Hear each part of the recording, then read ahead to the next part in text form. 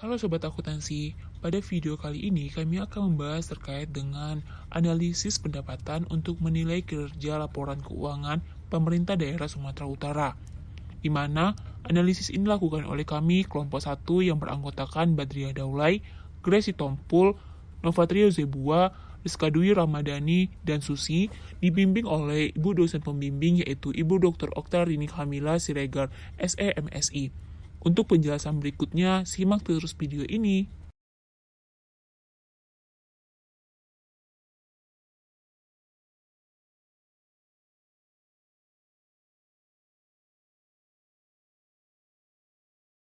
APBD merupakan dasar bagi pemerintah daerah untuk melakukan segala sesuatu baik penerimaan ataupun pengeluaran daerahnya. Menurut Dadang Suwanda pada tahun 2014, pengelolaan keuangan daerah merupakan segala kegiatan yang meliputi perencanaan, pelaksanaan, penatausahaan, pelaporan, serta pertanggungjawaban dan pengawasan keuangan daerah. Pemberian wewenang ini bertujuan untuk menciptakan sistem keuangan daerah yang mandiri, artinya tidak bergantung pada pemerintah pusat, akuntabel yang artinya dapat dipertanggungjawabkan di mata hukum yang berlaku, dan transparan yakni terbuka bagi seluruh masyarakat di daerah. Secara lebih lanjut, kewenangan yang diberikan oleh pemerintah pusat kepada pemerintah daerah terkait dengan hal tata kelola keuangan daerah diatur dalam pasal 3 ayat 3 Peraturan Pemerintah Nomor 12 Tahun 2019 tentang pengelolaan keuangan daerah, yang di dalamnya dijelaskan bahwa pengelolaan keuangan daerah harus dilaksanakan berdasarkan aturan yang berlaku dan kaidah yang berlaku serta dituangkan dalam anggaran pendapatan belanja daerah ataupun APBD. Pada dasarnya, tujuan pada pengelolaan tersebut adalah keinginan untuk mengelola keuangan daerah secara tertib, taat pada peraturan perundang-undangan, efisien, ekonomis, efektif, transparan, dan bertanggung jawab dengan memperhatikan asas keadilan, kepatuhan, dan manfaat untuk masyarakat. Sehingga dari beberapa peneliti mengatakan, seperti yang pertama itu menurut penelitian dilakukan oleh Weni Alfionita pada tahun 2017, mengatakan bahwa kinerja keuangan APBD Kabupaten Maros jika dilihat dari rasio efektivitas PAD-nya, diketahui bahwa Kabupaten Maros tahun 2013 dan tahun 2014 berjalan belum efektif karena rasio efektivitasnya masih di bawah 100%, yaitu sebesar 90,97% dan 94,67%. Sedangkan pada tahun 2015 dan tahun 2016 berjalan sudah efektif karena rasio efektivitasnya mengalami penaikan, yaitu sudah melebihi dari angka 100 sebesar 104,98% dan 103,07%. Di sisi lain, menurut penelitian yang dilakukan oleh Nanda Ayu Septian beserta kawan-kawan pada tahun 2023, kinerja keuangan pemerintahan Kabupaten Pamekasan pada periode 2019 sampai dengan 2021 itu kinerja keuangannya mengindikasikan bahwa telah mampu memperoleh pendapatan melebihi dari jumlah yang dianggarkan. Selama periode tersebut, derajat desentralisasi yang terjadi di Kabupaten Pamekasan relatif rendah, sehingga ketergantungan dengan pemerintah pusatnya relatif tinggi. Pada rasio efektivitas penerimaan PAD pada Kabupaten Pamekasan dapat disimpulkan bahwa selama periode 2019 sampai dengan 2021 telah dikategorikan sangat efektif karena target penerimaan PAD-nya telah melebihi dari target sebelumnya. Di sisi lain, menurut penelitian yang dilakukan oleh Cantika Maharani pada tahun 2019 menunjukkan bahwa kondisi kemampuan keuangan Kota Medan masih belum ideal. Dilihat dari rata-rata rasio pertumbuhannya, yaitu posisi Kota Medan berada pada posisi belum ideal, yakni berarti bahwa pemerintah Kota Medan harus menggali lebih dalam lagi terkait dengan potensi yang dimiliki daerahnya, sehingga dapat meningkatkan PAD yang berperan besar bagi APBD. Sehingga penelitian ini merupakan replikasi dari beberapa penelitian terdahulu yang mengukur kinerja keuangan pemerintah daerah dengan menggunakan beberapa rasio. Bedanya, penelitian ini dengan penelitian terdahulu terletak pada objek yang digunakan. Untuk penelitian ini, objek yang kami gunakan yaitu Kota Medan, Kota Tebing Tinggi, Kabupaten Deli Serdang, Kabupaten Asahan, Kabupaten Langkat, yang merupakan 2 dari 8 kota di Sumatera Utara dan 3 dari 25 kabupaten di Sumatera Utara. Sehingga tujuan dari penelitian ini adalah untuk mengetahui dan menganalisis kinerja keuangan Kota Medan, Kota Tebing Tinggi, Kabupaten Asahan, Kabupaten Deli Serdang, dan Kabupaten Langkat pada anggaran tahun 2020 sampai dengan 2022 dengan menggunakan analisis rasio keuangan daerah. Mari kita mengenal apa itu kinerja keuangan. Menurut Rifai dan Basri, pada tahun 2005, kinerja adalah hasil atau tingkat keberhasilan seseorang secara keseluruhan selama periode tertentu dalam melaksanakan tugas dibandingkan dengan berbagai kemungkinan, seperti standar hasil kerja, target atau sasaran, atau kriteria yang telah ditentukan terlebih dahulu yang telah disepakati bersama. Kinerja keuangan pemerintah daerah adalah tingkat pencapaian dari suatu hasil kerja di bidang keuangan daerah yang meliputi penerimaan dan belanja daerah dengan menggunakan indikator keuangan yang telah ditetapkan melalui suatu kebijakan atau ketentuan perundang-undangan selama satu periode anggaran. Kinerja keuangan berperan penting karena digunakan sebagai indikator penilaian baik atau buruknya kondisi keuangan dan presentasi kerja suatu perusahaan dalam waktu tertentu. Menurut Mahmudi, pada tahun 2016, Standar Akuntansi Pemerintahan atau yang lebih sering kita sebut SAP, mendefinisikan pendapatan sebagai semua penerimaan rekening kas umum negara atau daerah yang menambah ekuitas dalam periode tahun anggaran bersangkutan, yang menjadi hak pemerintah dan tidak perlu dibayar kembali oleh pemerintah. Menurut peneliti terdahulu, Halum dan Kusufi tahun 2012, analisis kinerja keuangan pada dasarnya dilakukan untuk menilai kinerja di masa lalu dengan melakukan berbagai analisis sehingga diperoleh keuangan yang memiliki realitas entitas dan potensi-potensi kerja yang akan berlanjut. Salah satu alat untuk menganalisis kinerja pemerintah daerah dalam mengelola keuangan daerah adalah dengan melakukan analisis rasio keuangan terhadap APBD. Analisis rasio keuangan pada APBD dilakukan dengan membandingkan hasil yang dicapai dari suatu periode sebelumnya sehingga dapat diketahui bagaimana kecenderungan yang terjadi. Dalam penelitian ini, penulis menggunakan 4 rasio keuangan untuk menilai kinerja keuangan, yang dimana diantaranya yang pertama ialah rasio kemandirian. Rasio ini merupakan rasio yang menunjukkan sejauh mana kemampuan pemerintah daerah dalam membiayai diri sendiri dalam penyelenggaraan kegiatan dan urusan dalam pemerintahnya. Rasio kemandirian keuangan dapat kita ketahui dengan cara perhitungan di bawah, yang dimana pendapatan asli daerah dibagi dengan total transfer pusat, transfer provinsi, dan pinjaman. Dikali dengan 100%, maka kita akan memperoleh nilai persentasenya. Kemudian dapat kita golongkan menjadi pola hubungan mulai dari induktif sampai dengan delegatif. Rasio yang kedua ialah rasio derajat desentralisasi fiskal, yang dimana kemampuan pemerintah daerah dalam rangka meningkatkan pendapatan asli daerah dengan tujuan untuk membiayai pembangunan daerah. Dapat kita hitung dengan penjumlahan pendapatan asli daerah dibagi dengan total pendapatan daerah dikali 100%. Maka kita akan memperoleh nilai presentasinya. Kemudian kita bisa menggolongkan kemampuan keuangan daerah kota tersebut mulai dari sangat kurang sampai dengan sangat baik. Rasio yang ketiga ialah rasio efisiensi, yang dimana pengelolaan anggaran daerah menunjukkan seberapa besar efisiensi dari suatu pelaksanaan kegiatan atau proyek dengan melakukan perbandingan antara output dan input. Menurut Widodo pada tahun 1990, rumusan efisiensi yang akan dibahas ialah rasio dari relasi pengeluaran atau belanja daerah dengan total pendapatan daerah. Dapat kita hitung dengan cara nilai biaya yang dikeluarkan untuk memungut PAD dibagi dengan realisasi penerimaan PAD kemudian dikali dengan 100. Maka dengan persentase yang ada, kita dapat menggolongkannya mulai dari tidak efisien sampai dengan sangat efisien. Yang keempat, rasio efektivitas. Rasio efektivitas tersebut ialah rasio yang menggambarkan kemampuan pemerintah daerah dalam merealisasikan PAD yang direncanakan dibandingkan dengan target PAD yang ditetapkan.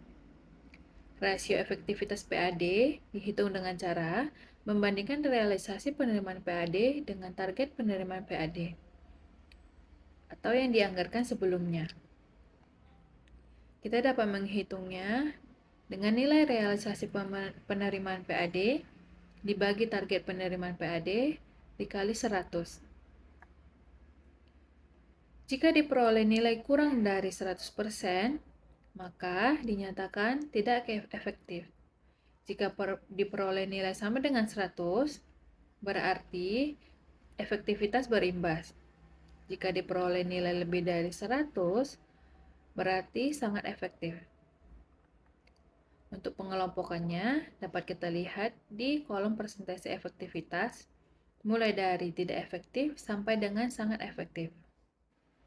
Berdasarkan judul dan permasalahan yang telah dikemukakan, maka penelitian ini menggunakan metode penelitian kuantitatif dengan menggunakan pendekatan deskriptif kuantitatif, yang dimana pendekatan deskriptif kuantitatif merupakan metode penelitian dengan cara mendeskripsikan atau menggambarkan mengenai suatu fenomena yang tampak dari data-data bersifat kuantitatif dan telah dianalisis. Sehingga data dalam penelitian ini merupakan data sekunder, di mana data tersebut diperoleh melalui laporan keuangan daerah pada Kota Medan, Kota Tebing Tinggi, Kabupaten Deli Serdang, Kabupaten Asahan, dan Kabupaten Langkat pada periode tahun 2020 sampai dengan 2022. Teknik analisis dalam penelitian ini yaitu mengumpulkan data-data keuangan mengenai anggaran pendapatan belanja daerah pada kelima kota tersebut yang berupa laporan realisasi anggaran dan melakukan perhitungan analisis rasio keuangan. Berikut adalah hasil laporan realisasi anggaran pada tahun anggaran 2020 sampai dengan 2022 dari beberapa kota dan kabupaten yang terdiri dari Kota Medan, Kota Tebing Tinggi, Kabupaten Deli Serdang, Kabupaten Asahan, dan Kabupaten Langkat. Nah, di sini kami telah melakukan pengukuran rasio keuangan yang dimana kami menggunakan 4 rasio keuangan, yaitu yang terdiri dari rasio kemandirian, rasio derajat desentralisasi, rasio efektivitas pengelolaan pendapatan asli daerah, dan juga yang terakhir rasio efisiensi keuangan.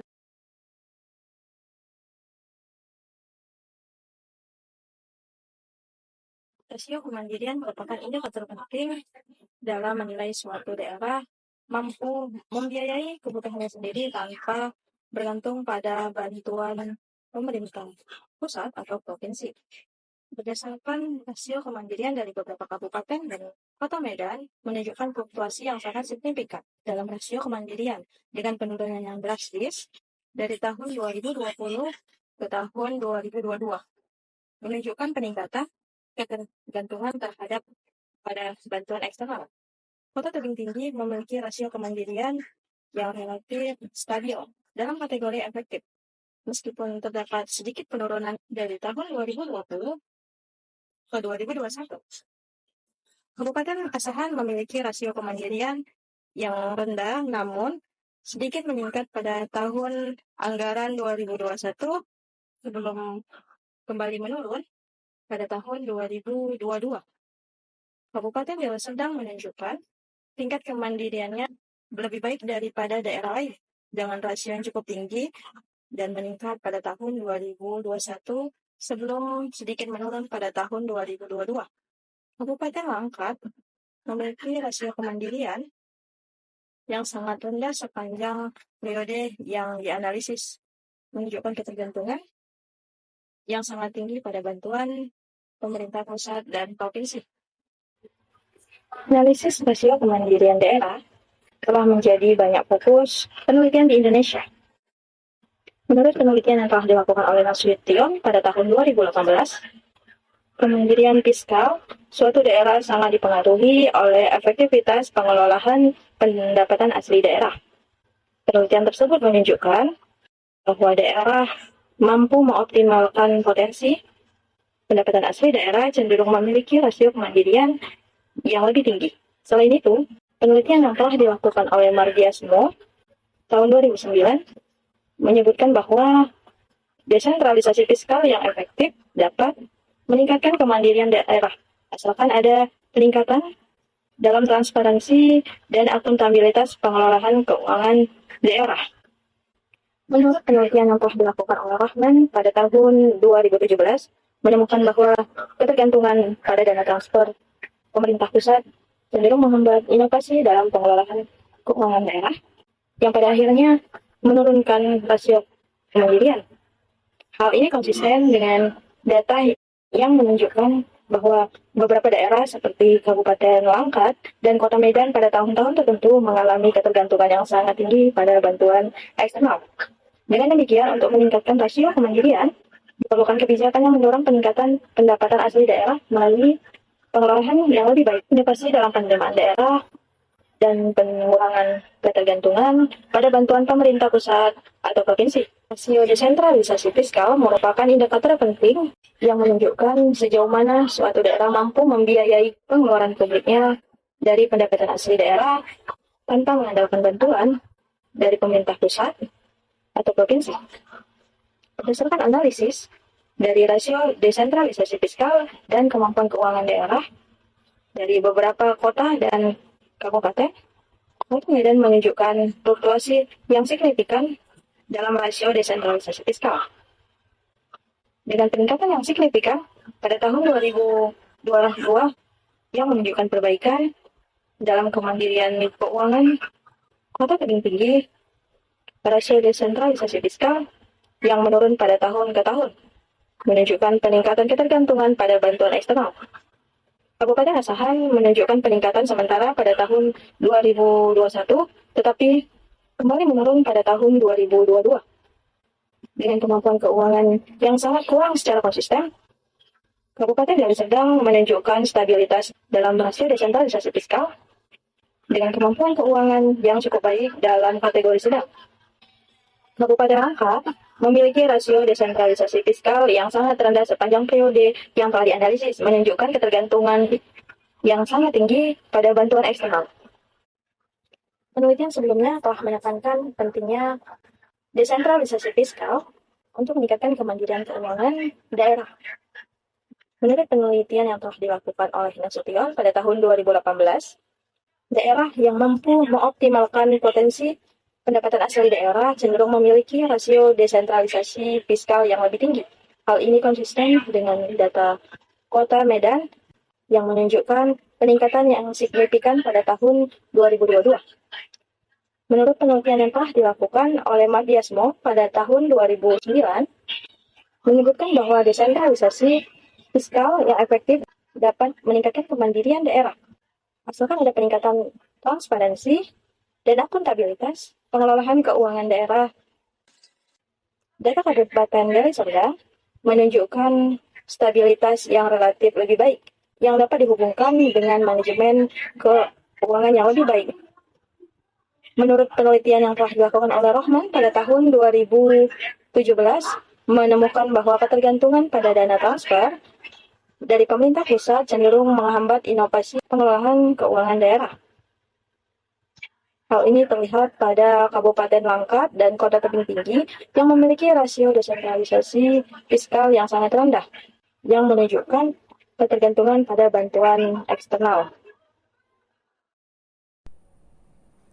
Selanjutnya yaitu rasio efisiensi keuangan daerah menunjukkan seberapa efektif daerah dalam memanfaatkan pendapatan asli daerah atau PAD untuk mendanai belanja daerah. Berdasarkan analisis rasio efisiensi keuangan daerah, Kota Medan menunjukkan peningkatan belanja yang tidak diimbangi oleh peningkatan PAD, sehingga efisiensi keuangan menurun. Kota Tebing Tinggi memiliki rasio efisiensi yang sangat rendah setiap tahunnya, menunjukkan ketidakmampuan dalam mengelola keuangan dengan efisien. Kabupaten Asahan menunjukkan pengelolaan keuangan yang sangat baik dengan rasio efisiensi yang tinggi. Kabupaten Deli Serdang menunjukkan stabilitas dalam pengelolaan keuangan dengan rasio efisiensi yang cukup baik. Kabupaten Langkat memiliki rasio efisiensi yang sangat tinggi setiap tahunnya, namun efisiensi tetap rendah karena belanja daerah yang jauh melampaui PAD. Penelitian sebelumnya telah menekankan pentingnya efisiensi dalam pengelolaan keuangan daerah untuk mencapai kemandirian fiskal yang lebih baik. Menurut Setiawan dan Lestari pada tahun 2019 menekankan pentingnya pengelolaan keuangan yang transparan dan akuntabel untuk meningkatkan efisiensi. Stabilitas efisiensi di Kabupaten Deli Serdang sejalan dengan temuan ini. Menurut Wahyuni tahun 2016 menyatakan bahwa peningkatan PAD harus diimbangi dengan pengelolaan belanja yang efektif untuk mencapai efisiensi yang optimal. Data dari Kabupaten Asahan menunjukkan bahwa peningkatan PAD yang disertai dengan pengelolaan belanja yang baik dapat meningkatkan efisiensi keuangan daerah. Halima tahun 2017 menemukan bahwa daerah yang memiliki belanja lebih tinggi daripada PAD cenderung memiliki rasio efisiensi yang rendah. Ini konsisten dengan data dari Kota Medan dan Kabupaten Langkat. Efektivitas pendapatan asli daerah atau PAD menunjukkan seberapa efektif daerah dalam mencapai target PAD-nya. Rasio ini dihitung dengan membandingkan realisasi PAD dengan penerimaan PAD yang diharapkan. Berdasarkan analisis rasio efektivitas PAD Kota Medan menunjukkan kinerja yang fluktuatif dalam mencapai target PAD, dengan peningkatan signifikan pada tahun 2021 tetapi penurunan drastis pada tahun 2022. Kota Tebing Tinggi secara konsisten memiliki kinerja yang sangat rendah dalam mencapai target PAD, menunjukkan kebutuhan akan perbaikan yang signifikan dalam pengelolaan PAD. Kabupaten Asahan dan Kabupaten Deli Serdang menunjukkan kinerja yang kurang efektif dalam mencapai target PAD, dengan rasio efektivitas yang tidak berubah banyak dari tahun ke tahun. Kabupaten Langkat memiliki kinerja yang sangat rendah dalam mencapai target PAD, meskipun ada sedikit peningkatan pada tahun 2022. Penelitian sebelumnya menunjukkan berbagai temuan tentang efektivitas PAD. Menurut Prasetyo dan Nugroho pada tahun 2019 menemukan bahwa daerah yang memiliki rasio efektivitas PAD tinggi cenderung memiliki manajemen keuangan yang lebih baik. Data dari Kota Medan pada tahun 2021 mendukung temuan ini. Handoko pada tahun 2018 menemukan bahwa transparansi dan akuntabilitas dalam pengelolaan keuangan daerah dapat meningkatkan efektivitas PAD. Data dari Kota Tebing Tinggi dan Kabupaten Langkat menunjukkan bahwa kurangnya transparansi dan akuntabilitas dapat berkontribusi pada rendahnya rasio efektivitas PAD. Utami dan Rahayu pada tahun 2020 menyatakan bahwa peningkatan PAD harus diimbangi dengan strategi pengeluaran dan efektif untuk mencapai rasio efektivitas yang optimal. Hasil dari Kabupaten Asahan dan Kabupaten Deli Serdang menunjukkan bahwa meskipun ada upaya strategi pengelolaan yang ditetapkan masih belum maksimal. Dari hasil penelitian dan pembahasan dalam menganalisis laporan kinerja pemerintah daerah Sumatera Utara pada periode 2020 sampai 2022, maka dapat disimpulkan yang pertama, kemandirian keuangan daerah. Kemandirian keuangan daerah di daerah pemerintah Sumatera Utara yang termasuk Kota Medan, Kota Tebing Tinggi, Kabupaten Asahan, Kabupaten Deli Serdang, dan Kabupaten Langkat masih mengalami tantangan dalam mencapai kemandirian keuangan daerah. Masih banyak yang bergantung pada bantuan eksternal, termasuk di dalamnya Kota Medan dan Kabupaten Langkat. Sedangkan Kabupaten Deli Serdang menunjukkan performa yang relatif lebih baik. Sehingga perlu meningkatkan pengelolaan pendapatan asli daerah atau PAD menjadi krusial untuk mengurangi ketergantungan pada dana perimbangan. Yang kedua, desentralisasi fiskal. Rasio desentralisasi fiskal menunjukkan fluktuasi di berbagai daerah. Meskipun ada peningkatan tertentu, seperti di Kota Medan pada tahun 2022, masih terdapat ruang untuk perbaikan yang signifikan.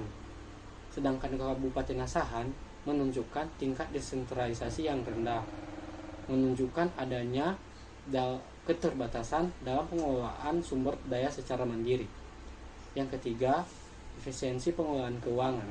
Efisiensi dalam pengelolaan keuangan menjadi tantangan besar di sebagian daerah pemerintah daerah Sumatera Utara. Contohnya di Kota Tebing Tinggi dan Kabupaten Langkat menunjukkan kinerja yang kurang efisien dalam penggunaan dana publik mereka. Sedangkan Kabupaten Asahan menonjol dengan pengelolaan keuangan yang relatif lebih baik. Perbaikan dalam manajemen anggaran dan pengelolaan belanja daerah menjadi penting untuk meningkatkan efisiensi secara keseluruhan. Yang keempat, efektivitas pengelolaan keuangan. Efektivitas dalam pengelolaan keuangan yang di Sumatera Utara, contohnya di Kota Medan, Kota Tebing Tinggi, Kabupaten Asahan, Kabupaten Deli Serdang, dan Kabupaten Langkat menunjukkan variasi. Contohnya di Kota Medan dan Kabupaten Langkat perlu meningkatkan pengelolaan keuangan dan mengurangi ketergantungan pada dana eksternal. Sedangkan Kota Tebing Tinggi perlu meningkatkan efisiensi penggunaan dana publik. Sementara Kabupaten Asahan dan Kabupaten Deli Serdang memerlukan peningkatan kontrol atas manajemen keuangannya. Nah, berdasarkan kesimpulan yang kita bacakan tadi, maka dapat diberikan saran-saran kepada pemerintah daerah Sumatera Utara. Yang pertama, untuk meningkatkan kemandirian keuangan dan efisiensi pengelolaan keuangan, dapat melakukan langkah-langkah strategis seperti meningkatkan diverifikasi pendapatan asli daerah atau PAD dengan mengembangkan sumber pendapatan yang beragam seperti pengembangan sektor ekonomi lokal, peningkatan pajak daerah yang proporsional, dan optimalisasi pengelolaan aset daerah. Yang kedua, dalam meningkatkan desentralisasi fiskal, maka dapat melakukan pelatihan bagi pejabat pemerintah daerah untuk meningkatkan kemampuan dalam pengelolaan keuangan dan sumber daya, dan juga agar bisa mengimplementasikan sistem informasi keuangan yang modern untuk memantau dan mengelola dana daerah secara lebih efisien, dan juga agar bisa memperkuat regulasi yang mendukung otonomi fiskal dan pengelolaan sumber daya lokal. Dan untuk memperkuat kapasitas administratif dapat untuk mendukung desentralisasi fiskal yang lebih baik dengan langkah-langkah konkret seperti meningkatkan transparansi, akuntabilitas, dan efisiensi dalam manajemen anggaran daerah harus diprioritaskan. Yang ketiga, untuk meningkatkan efisiensi pengelolaan keuangan, dapat melakukan audit dan evaluasi secara berskala terhadap penggunaan dana publik, dan untuk memastikan efisiensi dan mengidentifikasi area perbaikan. Identifikasi dan eliminasi pengeluaran yang tidak efisien atau tidak diperlukan, dan gunakan pendekatan manajemen proyek yang efektif untuk memastikan proyek daerah selesai tepat waktu dan sesuai anggaran. Memperkuat pengelolaan keuangan, anggaran, dan belanja daerah untuk lebih efisien seperti mengalokasikan dana otonomi khusus atau DAK yang lebih adil dan dukungan keuangan lainnya untuk memperkuat kapasitas fiskal daerah. Yang keempat, dalam meningkatkan efektivitas pengelolaan keuangan daerah dengan pengembangan perencanaan anggaran yang lebih baik, realistis, dan berbasis kinerja untuk memastikan penggunaan dana yang efektif. Untuk menerapkan sistem pemantauan dan evaluasi kinerja yang komprehensif, dan untuk memastikan tujuan anggaran tercapai, serta tingkat kerjasama antar masyarakat dalam pengelolaan keuangan daerah, serta implementasi sistem yang kuat untuk monitoring dan evaluasi akan membantu memastikan efektivitas penggunaan dana publik serta mengevaluasi pencapaian tujuan pembangunan daerah secara lebih efektif. Nah, Dengan mengimplementasikan saran-saran secara konsisten dan berkelanjutan, diharapkan bahwa daerah-daerah Sumatera Utara dapat memperbaiki kinerja keuangan mereka, mengurangi ketergantungan pada bantuan eksternal, dan mencapai kemandirian keuangan yang lebih baik untuk membangun daerah-daerah yang mandiri dan berkelanjutan secara ekonomi di Sumatera Utara. Baiklah, sekian pembahasan dari kami terkait dengan analisis kriminologi markup harga pada pelaksanaan bayaran dan jasa di instansi pemerintah. Jika ada kesalahan kata ataupun pengucapan, kami meminta maaf. Jangan lupa share dan like video ini sebanyak-banyaknya. Dan untuk kalian yang ingin menuangkan saran dan kritikan, mohon tulis di kolom komentar ya. Kami tutup video ini dengan sebuah pantun, melihat adik duduk di kursi, sendiri tidak ada yang menemani. Sekian, terima kasih presentasi dari kami, kini kami pamit undur diri.